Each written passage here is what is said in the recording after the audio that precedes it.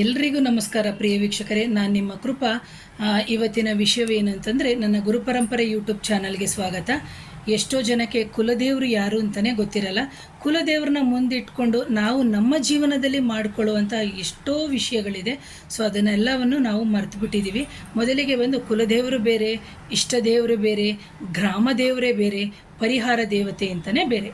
ಕುಲದೇವರು ಅಂತಂದಾಗ ನಮ್ಮ ತಂದೆ ತಾಯಿಂದಿರು ಅಥವಾ ನಮ್ಮ ಪೂರ್ವಿಕರು, ನಮ್ಮ ತಾತ ಮುತ್ತಾತಂದಿರು ಅಥವಾ ಅವರೇನು ನಮ್ಮ ಡಿ ಎನ್ ಎಗೆ, ನಮ್ಮ ಆರ್ ಎನ್ ಎಗೆ ಏನು ಕನೆಕ್ಟ್ ಆಗಿರುವಂತಹ ಪಿತೃಗಳು ಏನಿದ್ದಾರೆ ಅವರೆಲ್ಲ ಅಂದರೆ ಇವತ್ತಿನ ದಿನ ಅವ್ರು ನಮ್ಮ ಜೊತೆ ಇರಲ್ಲ ಅಂತ ಅಂದ್ಕೊಳ್ಳಿ. ಇದು ಪಿತೃ ದೇವತೆಗಳಿಗೂ ಸಂಬಂಧಪಡುತ್ತೆ. ಯಾಕೆಂದರೆ ನಮ್ಮ ಈ ಏನು ಭೌತಿಕ ಶರೀರಕ್ಕೆ ಕಾರಣ ಆದಂತಹ ನಮ್ಮ ತಂದೆ ತಾಯಿ ಇರ್ಬೋದು, ನಮ್ಮ ತಂದೆ ತಾಯಿಂದರಿಗೆ ಅಜ್ಜಿ ತಾತ ಹೇಗೆ ಅದೇ ಥರನೇ ನಮ್ಮ ಪೂರ್ವಿಕರು ಆರಾಧನೆ ಮಾಡ್ಕೊಂಡು ಬಂದಿರುವಂಥ ಕುಲದೇವರು ಅಂತ.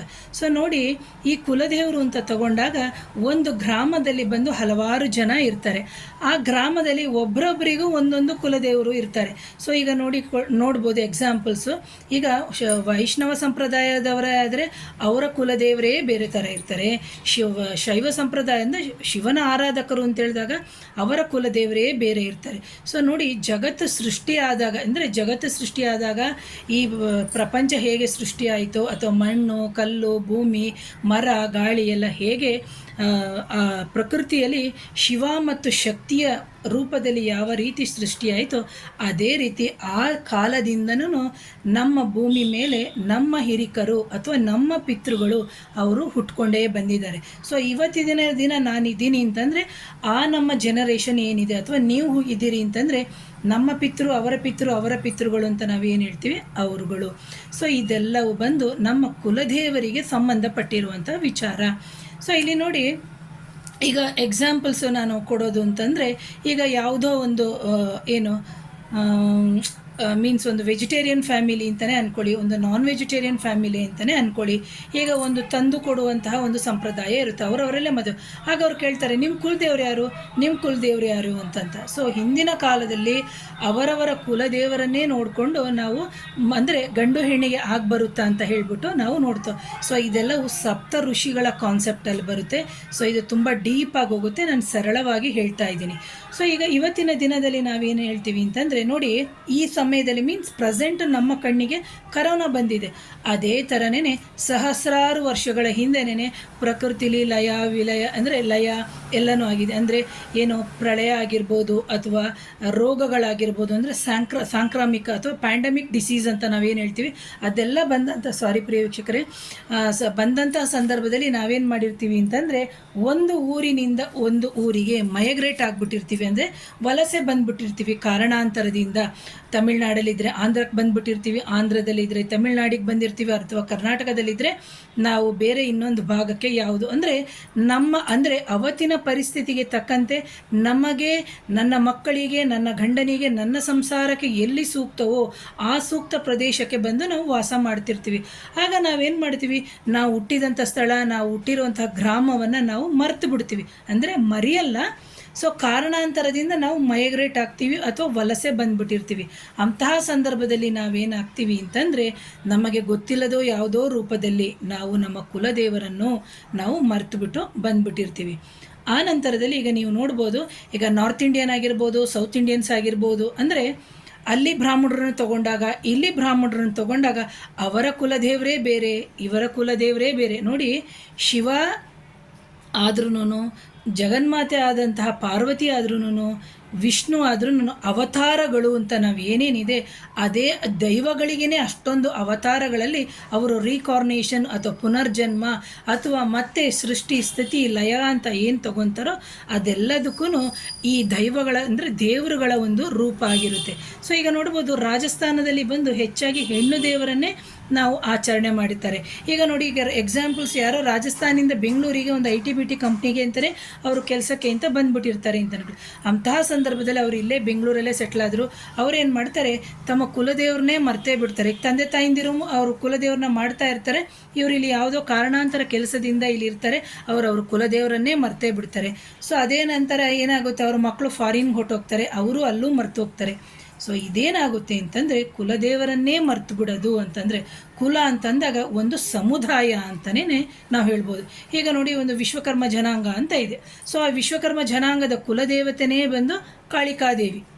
ಸೊ ಇದೇ ಥರ ಈಗ ನಾವು ಬೇರೆ ಇನ್ನೊಂದು ಯಾವುದು ಅಂತ ಹೇಳ್ತೀವಿ, ಅವರಿಗೆ ಚಾಮುಂಡೇಶ್ವರಿನೇ ಅವರಿಗೆ ಕುಲದೇವರು. ಇನ್ನೊಬ್ರು ಯಾರೋ ಇರ್ತಾರೆ, ಅವರಿಗೆ ಕಾಲಭೈರವನೇ ಏನು ಕುಲದೇವರು ಆಗಿರ್ತಾರೆ. ಕೆಲವರ ಮನೆಯಲ್ಲಿ ಕುಲದೇವರು ಹೆಣ್ಣು ಕುಲದೇವರಾಗಿರ್ತಾರೆ, ಕೆಲವರ ಮನೆಯಲ್ಲಿ ಗಂಡು ಕುಲದೇವರಾಗಿರ್ತಾರೆ. ಇನ್ನು ಕೆಲವರ ಮನೆಯಲ್ಲಿ ಗಂಡು ಕುಲದೈವನೂ ಆಗಿರುತ್ತೆ ಅಥವಾ ಹೆಣ್ಣು ಕುಲದೈವನೂ ಆಗಿರುತ್ತೆ. ಈಗ ನೋಡಿ, ನಾನು ನನ್ನ ತೊಂದರೆಗಳನ್ನ ನಾನು ನನ್ನ ಸ್ವಂತ ತಾಯಿ ಹತ್ರ ಹೇಳ್ಕೊಳ್ಳೋದಕ್ಕೂ ಬೇರೆ ಇನ್ನೊಬ್ಬರ ಹತ್ರ ಹೇಳ್ಕೊಳ್ಳೋದಕ್ಕೂ ತುಂಬ ವ್ಯತ್ಯಾಸ ಇರುತ್ತೆ. ಅಂತಹ ಸಂದರ್ಭದಲ್ಲಿ ನಾನು ನನ್ನ ತಾಯಿಯ ಮೊರೆಯನ್ನು ಯಾವ ರೀತಿ ಹೋಗಬೇಕು ಅನ್ನೋದು ನನಗೇನೆ ಗೊತ್ತಿರುತ್ತೆ. ಅದೇ ರೀತಿ ಆಗ ನನ್ನ ತಾಯಿ ಏನು ಮಾಡ್ತಾಳೆ, ಕರೆದು ಸಮಾಧಾನ ಮಾಡಿ ಅವಳ ಅನುಭವದಲ್ಲಿ, ನೋಡು ಮಗಳೇ, ಹೀಗಲ್ಲ, ನಿನಗೆ ಈ ಥರ ತೊಂದರೆ ಆಗಿದೆಯಾ, ಅದಕ್ಕೆ ಇದನ್ನು ಹೀಗೆ ಮಾಡ್ಕೋ ಅಂತ ಹೇಳ್ಕೊಡ್ತಾಳಲ್ಲ. ಅದೇ ರೀತಿಯಲ್ಲಿ ನಾವು ನಮ್ಮ ಜೀವನದಲ್ಲಾಗುವಂತಹ ಮದುವೆ ವಿಚಾರ ಆಗಿರ್ಬೋದು, ಅಥವಾ ಒಂದು ಆರೋಗ್ಯದ ಸಮಸ್ಯೆ ಆಗಿರ್ಬೋದು, ಅಮಾನುಷ ಶಕ್ತಿಗಳಾಗಿರ್ಬೋದು, ಪ್ರೇತಬಾಧೆ ಆಗಿರ್ಬೋದು, ನೆಗೆಟಿವ್ ಎನರ್ಜಿ ಯಾರೋ ಕಳಿಸಿರ್ಬೋದು, ಮಕ್ಕಳಿಗೆ ವಿದ್ಯಾಭ್ಯಾಸ ಸರಿಯಾಗಿ ಆಗ್ತಾ ಇಲ್ಲ, ಅನಾರೋಗ್ಯ, ಇಂಥ ಎಲ್ಲ ಸಮಸ್ಯೆಗಳಿಗೂ ನಾವು ಮೊದಲಿಗೆ ನಮ್ಮ ಕುಲದೇವರನ್ನೇ ನಾವು ಮೊರೆ ಹೋಗಬೇಕು. ಇವತ್ತಿನ ದಿನ ಏನಾಗಿದೆ, ನಾನು ಹೇಳಿದೆ, ಯಾಂತ್ರಿಕ ಬದುಕು ಒಂದು, ಎರಡನೇದಾಗಿ ಕುಲದೇವರನ್ನು ನಾವು ಮರ್ತೇ ಬಿಟ್ಟಿರ್ತೀವಿ. ಯಾಕಂದರೆ ಊರು ಬಿಟ್ಟು ಊರು ಬಂದಿರ್ತೀವಿ. ಸೊ ಕುಲದೇವರನ್ನ ನಾವು ಮರ್ತೇ ಬಿಟ್ಟಿರ್ತೀವಿ. ಅಂತಹ ಸಂದರ್ಭದಲ್ಲಿ ನಾವೇನು ಮಾಡಬೇಕು ಅಂದರೆ, ನಮ್ಮ ಕುಲದೇವರಿಗೆ ನಾವು ಮೊರೆ ಹೋಗಲೇಬೇಕು. ಪ್ರಿಯ ವೀಕ್ಷಕರೇ, ಯಾಕೆ ಹೇಳ್ತಾ ಇದ್ದೀನಿ ಅಂದರೆ, ನಮ್ಮಲ್ಲಿ ಯಾವುದೇ ಶುಭ ಕಾರ್ಯಗಳನ್ನು ಮಾಡಿ ನೋಡಿ, ಒಂದು ಮದುವೆ ಮಾಡೋದಾಗಲಿ ಅಥವಾ ಒಂದು ಏನು ಅಕ್ಷರಾಭ್ಯಾಸ ಮಾಡೋಕ್ಕೆ ನಾವು ಏನು ಇವಳ ಹತ್ರ ಸರಸ್ವತಿ ದೇವಿ ಹತ್ರ ಕರ್ಕೊಂಡು ಹೋಗ್ತೀವಿ. ಅದಕ್ಕಿಂತ ಮುಂಚೆ ನಾವು ಕುಲದೇವರ ಹತ್ರ ಕರ್ಕೊಂಡು ಹೋಗ್ತೀವಿ. ಆಮೇಲೆ ಒಂದು ಸೀಮಂತ ಮಾಡಬೇಕಾದ್ರೆ ನಮ್ಮ ಕುಲದೇವರ ಪೂಜೆ ಮಾಡ್ತೀವಿ. ಒಂದು ವಿವಾಹ ಮಾಡಬೇಕಾದ್ರೆ, ಒಂದು ಉದ್ಯೋಗ ಸಿಗಬೇಕಾದ್ರೆ, ಒಂದು ಚೌಲ ಮಾಡಿಸ್ಬೇಕಾದ್ರೆ, ಎಲ್ಲದರಲ್ಲೂ ನಾವು ನಮ್ಮ ಕುಲದೇವರು ಅಂತ ಏನಿದೆ, ನಮ್ಮ ಕುಲದೇವರನ್ನೇ ನಾವು ಮುಂದೆ ಇಟ್ಕೊಂಡು ನಾವು ಮಾಡುವಂಥದ್ದು ಅಂತ. ಯಾಕಂದರೆ ನಾನು ಹೇಳಿದೆ, ಈಗ ನೋಡಿ, ನಮ್ಮ ತಾಯಿಯನ್ನೇ ಬಿಟ್ಬಿಟ್ಟು, ನಮ್ಮ ತಾಯಿಯನ್ನೇ ಕರೆಯದೆ ನಾನು ಯಾವುದೋ ಫಂಕ್ಷನಿಗೆ ಇನ್ನೊಬ್ಬ ಸ್ತ್ರೀಯನ್ನು ಅಥವಾ ಇನ್ನೊಬ್ಬ ಅಕ್ಕಪಕ್ಕದವ್ರನ್ನ ಕರೆದ್ರೆ ಏನು ಪ್ರಯೋಜನ? ಬಂದು ತಿನ್ಕೊಂಡು ಹೋಗಿ ನಮ್ಮ ಬಗ್ಗೆ ಕೆಟ್ಟದಾಗೆ ಮಾತಾಡ್ತಾರೆ. ಅದೇ ನನ್ನ ತಾಯಿಯನ್ನೇ ಕರೆದು ನಾನು ಅಥವಾ ನೀವು ನಿಮ್ಮ ಪ್ರೀತಿಯಿಂದ ಅವಳಿಗೆ ನಾವು ತಂದಿರೋದನ್ನ ನಾವು ಸ್ವೀಕಾರ ಮಾಡೋದ್ರಿಂದ ಅವಳು ಎಷ್ಟು ಸಂತೃಪ್ತಿ ಆಗ್ತಾಳೋ, ಅದೇ ರೀತಿ ಪ್ರತಿಯೊಬ್ಬರಿಗೂ ಅವರವರದೇ ಆದಂತಹ ರೀತಿಯಲ್ಲಿ ಕುಲದೇವರು ಇದೆ. ಸೊ ಇದು ಬಂದು ನಾನು ಹೇಳಿದೆ, ಸೂರ್ಯ ಚಂದ್ರ ಇರುವವರೆಗೂ ಪ್ರತಿಯೊಬ್ಬರು ಮನೆಯಲ್ಲೂ ಕುಲದೇವರು ಇರುತ್ತೆ ಅಂತ. ಒಂದು ಬಿರುಗಾಳಿ ಆಗಲಿ, ಒಂದು ಏನು ಕರೋನಾ ಆಗಲಿ, ಅಥವಾ ಎಂಥದೇ ಸಮಯ ಬರಲಿ, ಅಥವಾ ಎಂಥದೇ ನಾವು ವಲಸೆ ಹೋಗಲಿ, ಅಂತಹ ಸಂದರ್ಭದಲ್ಲೂ ಸಮೇತ ನಾವು ನಮ್ಮ ಕುಲದೇವರನ್ನು ನಾವು ಮರಿಬಾರ್ದು. ಈಗ ನಾವು ಇಂಟರ್ ಕ್ಯಾಸ್ಟ್ ಮ್ಯಾರೇಜ್ ಆಗಿರ್ತೀವಿ, ಅವ್ರು ಬಂದು ಹಿಂದೂ ಅಥವಾ ಅವ್ರು ಬಂದು ಮುಸ್ಲಿಮು ಅಂತಲೇ ಅಂದ್ಕೊಳ್ಳಿ, ಅಂದರೆ ಎಕ್ಸಾಂಪಲ್ಸು. ಅಥವಾ ಇವರು ಬಂದು ಗೌಡಾಸು, ಇವರು ಬಂದು ಬ್ರಾಹ್ಮಣರು, ಅಥವಾ ಇವರು ಬಂದು ಲಿಂಗಾಯತರು, ಇವರು ಬಂದು ಗೌಡಾಸು, ಈ ಥರ ಎಲ್ಲ ಇರುತ್ತೆ. ಆಗ ಇವರ ಕುಲದೇವರೇ ಬೇರೆ, ಅವರ ಕುಲದೇವರೇ ಬೇರೆ. ಯಾಕಂದರೆ ಇವರ DNA ಬೇರೆ, ಅವರ DNA ಬೇರೆ. ಯಾಕಂದರೆ ಇದೆಲ್ಲವೂ ಸಪ್ತ ಋಷಿಗಳ ಒಂದು ಕಾನ್ಸೆಪ್ಟಲ್ಲಿ ಬರುತ್ತೆ ಪ್ರೇಕ್ಷರ್. ಅಂತಹ ಸಂದರ್ಭದಲ್ಲಿ ನಾವೇನು ಮಾಡಬೇಕಾಗುತ್ತೆ ಅಂದರೆ, ನಮ್ಮ ಕುಲದೇವರು ಅಂದರೆ, ಈಗ ನನ್ನ ಕುಲದೇವರು ಅಂತಂದಾಗ ವೆಂಕಟೇಶ್ವರ ಅಂತ ಅಂದ್ಕೊಳ್ಳಿ. ಈಗ ನನ್ನ ಗಂಡನ ಕುಲದೇವರು ಕಾಳಿಕಾದೇವಿನೋ ಅಥವಾ ನಾಗದೇವರೋ ಅಥವಾ ನಂಜುಂಡೇಶ್ವರನೋ, ಈ ಥರ ನಮ್ಮ ಗಂಡನ ಕುಲದೇವ್ರನ್ನೂ ನಾವು ಮಾಡಬೇಕು. ಅಥವಾ ನಾವು ಏನು ಹೇಳ್ತೀವಿ, ಹೆಂಡತಿ ಮನೆ ಕುಲದೇವರು ಅಂದರೆ ನನ್ನ ತವರ ಮನೆ ಕುಲದೇವರನ್ನು ಮಾಡಬೇಕು, ನನ್ನ ಗಂಡನ ಮನೆಯ ಕುಲದೇವ್ರನ್ನೂ ಮಾಡಬೇಕು. ಏನಾಗ್ಬಿಡುತ್ತೆ ಅಂದರೆ, ಮದುವೆ ಆದ ತಕ್ಷಣ ನಾವೇನು ಮಾಡ್ತೀವಿ, ಗಂಡನ ಮನೆಯ ಸಂಪ್ರದಾಯ, ಖಂಡಿತವಾಗ್ಲೂ ಗಂಡನ ಮನೆಯ ಸಂಪ್ರದಾಯವನ್ನು 100ಕ್ಕೆ 100 ಸಹಿತ ನಾವು ಶುಭವಾದಂಥದ್ದನ್ನ ನಾವು ಸ್ವೀಕರಿಸಿ, ನಾವು ಇದ್ದಂಥ ಮನೆಗೂ ಓದಂತಹ ಮನೆಗೂ ನಾವು ಮಾಡುವಂತಹ ಕ್ರಮಗಳಿಂದ ಖಂಡಿತವಾಗ್ಲೂ ಏಳಿಗೆ ಆಗುತ್ತೆ. ಒಂದು ತಿಳ್ಕೊಳ್ಳಿ. ಎರಡನೇದಾಗಿ, ಕುಲದೇವರ ಆಶೀರ್ವಾದ ಇತ್ತು ಅಂತಂದರೆ, ಒಂದು ತಾಯಿಗೆ 5 ಜನ ಮಕ್ಕಳಿರ್ತಾರೆ. ನಮ್ಮ ಕುಲದೇವರ ಆಶೀರ್ವಾದ ಇತ್ತು ಅಂತಂದರೆ ಆ ಮನೆಯಲ್ಲಿ ಯಾವ ಹೆಣ್ಣು ಮಗಳು ಅಥವಾ ಯಾವ ಗಂಡು ಮಗ ಕುಲದೇವರನ್ನು ಆಚರಣೆ ಮಾಡ್ತಾ ಇರ್ತಾನೆ ಅಥವಾ ಕುಲದೇವರಿಗೆ ಸರಿಯಾಗಿ ನಡ್ಕೋತಾ ಇರ್ತಾರೆ, ಖಂಡಿತವಾಗ್ಲೂ ಅಂತಹ ಸಂದರ್ಭದಲ್ಲಿ ಏನಾಗುತ್ತೆ ಅಂತಂದರೆ, ಅವರು ಜೀವನದಲ್ಲಿ ವಿವಾಹದ ನಂತರ ಅತ್ಯಂತ ಏಳಿಗೆ ಆಗ್ತಾರೆ. ಅದರ ಜೊತೆಗೆ ಅವರ ಪಿತೃಗಳ ಆಶೀರ್ವಾದನೂ ಇರುತ್ತೆ ಅಂತ ಹೇಳ್ತೀನಿ ಪ್ರೇಕ್ಷೆ. ಹಾಗಾಗಿ ಯಾರು ಕುಲದೇವರನ್ನು ಬಿಟ್ಟಿದ್ದೀರಿ, ಯಾರು ಕುಲದೇವರನ್ನು ಮರೆತು ಹೋಗಿದ್ದೀರಿ. ದಯಮಾಡಿ ನಾನು ಮುಂದಿನ ವಿಡಿಯೋದಲ್ಲಿ ಹೇಳ್ತೀನಿ ಯಾವ ರೀತಿ ಕುಲದೇವರ ಮೂಟೆಯನ್ನು ಕಟ್ಟಿಕೊಂಡು ಕುಲದೇವರನ್ನು ಯಾವ ರೀತಿ ಕಂಡುಹಿಡಿಯುವಂಥದ್ದು ಅಂತ. ಯಾವಾಗ ನಾವು ಕುಲದೇವರನ್ನು ನಾವು ಮರೆತು ಬಿಡ್ತೀವಿ ಅಂತಲೇ ಅಂದ್ಕೊಳ್ಳಿ, ಅಂತಹ ಸಂದರ್ಭದಲ್ಲಿ ನಮ್ಮ ಮಕ್ಕಳಿಗೆ ಆಕ್ಸಿಡೆಂಟ್ ಆಗೋದು, ಗಂಡನಿಗೆ ಆಕ್ಸಿಡೆಂಟ್ ಆಗಿ ಹಾಸಿಗೆ ಹಿಡಿಯುವಂಥದ್ದು, ಅಥವಾ ಮನೆಗೆ ಅಮಾನುಷ ಶಕ್ತಿ ನುಗ್ಗುವಂಥದ್ದು, ಮನೆಗೆ ಪ್ರೇತ ಬಾಧೆ ಆಗೋದು, ಮನೆಗೆ ಮಾಂತ್ರಿಕ ಬಾಧೆ ಆಗೋದು, ಅಥವಾ ಹಣಕ್ಕೆ ಕಷ್ಟ ಆಗೋದು, ದಾರಿದ್ರ್ಯ ಆಗುವಂಥದ್ದು, ತಿನ್ನಕ್ಕೆ ಸಮೇತ ಕಷ್ಟ, ಹಾಕಲಿಕ್ಕೆ ಬಟ್ಟೆ ಸಮೇತ ಇರಲ್ಲ. ಅಂತಹ ಸಂದರ್ಭದಲ್ಲಿ ನಾವು ನಮ್ಮ ಕುಲದೇವರನ್ನೇ ಮೊರೆ ಹೋಗಬೇಕು. ಅಂತಹ ಸಂದರ್ಭದಲ್ಲಿ ಆ ಕುಲದೇವರಿಗೆ ಮೊರೆ ಹೋದಾಗ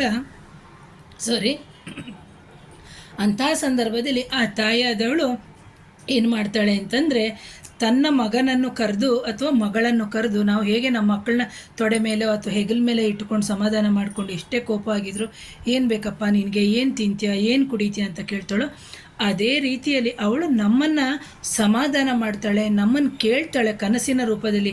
ಮಗ ನಿನಗೇನು ತೊಂದರೆ ಆಗ್ತಿದೆ, ಮಗಳೇ ನಿನಗೇನು ತೊಂದರೆ ಆಗ್ತಿದೆ, ನಾನು ನಿನಗೆ ಯಾವ ರೀತಿ ನೆರವು ಮಾಡಬೇಕು ಅಂತಂತ. ಆದರೆ ನಾವೇನು ಮಾಡ್ತೀವಿ, ಯಾಕಂದರೆ ದೇವರುಗಳ ಇರುವಿಕೆ ಅಥವಾ ದೈವಗಳ ಇರುವಿಕೆ, ಈ ಪ್ರಕೃತಿಯಲ್ಲಿ ಆಗುವಂಥ ಎನರ್ಜಿಗಳ ಒಂದು ಶಕ್ತಿ ಬಗ್ಗೆ ನಮಗೆ ಗೊತ್ತೇ ಇರಲ್ಲ. ನಾವು ಸುಮ್ಮನೆ ಓಡೋದು ದುಡ್ಡು ಹಿಂದೆ ಅಥವಾ ಯಾರೋ ಬೇರೆ ಥರದ ಹಿಂದೆನೇ ನಾವು ಓಡ್ತಾ ಇರ್ತೀವಿ. ಅಂದರೆ ಲೌಕಿಕ ಬದುಕಿನ ಹಿಂದೆನೇ ನಾವು ನಿಂತಿದ್ದೀವಿ. ಸೊ ಇದೆಲ್ಲ ತೊಂದರೆಗೆ ನಮ್ಮ ಕುಲದೇವರನ್ನೇ ನಾವು ಹಿಡ್ಕೊಂಡು ಪರಿಹಾರವನ್ನು ನಾವು ಮಾಡ್ಕೋಬೇಕು. ಯಾವಾಗ ನಾವು ಕುಲದೇವರನ್ನು ನಾವು ಹಿಡ್ಕೊಂಡು ಪರಿಹಾರ ಮಾಡ್ತೀವಿ, ಅಂತಹ ಸಂದರ್ಭದಲ್ಲಿ ನಮ್ಮ ಜೀವನದಲ್ಲಿ ಆಗುವಂಥ ಎಷ್ಟೋ ಸಮಸ್ಯೆಗಳಿರ್ಬೋದು, ಅದೆಲ್ಲವೂ ನಿವಾರಣೆ ಆಗುತ್ತೆ. ಸೊ ಹಾಗಾಗಿ ಕುಲದೇವರು ಅಂತ ನಾವು ಹೇಳ್ತೀವಿ. ಇಲ್ಲಿ ಕುಲದೇವರು ಬಂದು ನೋಡಿ, ಕೆಲವರಿಗೆ ಕುಲದೇವರು ನಾಗದೇವರಾಗಿರ್ಬೋದು, ಶಿವ ಆಗಿರ್ಬೋದು, ಕೆಲವರಿಗೆ ಪಾರ್ವತಿ ಆಗಿರ್ಬೋದು, ಅನ್ನಪೂರ್ಣೇಶ್ವರಿ ಆಗಿರ್ಬೋದು, ಚಿಕ್ಕಮ್ಮ ತಾಯಿ, ದೊಡ್ಡಮ್ಮ ತಾಯಿ, ಅಥವಾ ನಾವೇನು ಹೇಳ್ತೀವಿ ಮುನೇಶ್ವರ ಆಗ್ಬೋದು, ಈ ಥರ ಭೈರವ ದೇವರ ಆಗಿರ್ಬೋದು, ಅಥವಾ ಏನು ಹೇಳ್ತೀವಿ ಈ ಥರ ಕೆಲವೊಬ್ಬರೊಬ್ಬರು ಲಕ್ಷ್ಮೀ ದೇವಮ್ಮ ಅಂತ, ಈ ಥರ ಹಲವಾರು ಬಗೆಯ ಕುಲದೇವರು ಇರ್ತಾರೆ. ಎಷ್ಟೋ ಜನ ಕ್ಲೈಂಟ್ಸ್ ಹತ್ರ ನಾವು ಬಂದಾಗ ಕುಲದೇವರು ಯಾರು ಅಂತ ನಾವು ಕೇಳ್ತೀವಿ. ಅವರಿಗೆ ಕುಲದೇವರು ಅಂದ್ರೇ ಗೊತ್ತಿಲ್ಲ, ಕುಲದೇವರು ಅಂದರೆ ಯಾರು ಅಂತ ಕೇಳ್ತಾರೆ. ಸೊ ಹಾಗಾಗಿ ಒಂದು ಕುಲ ಅಂತಂದರೆ ಒಂದು ಸಮುದಾಯ.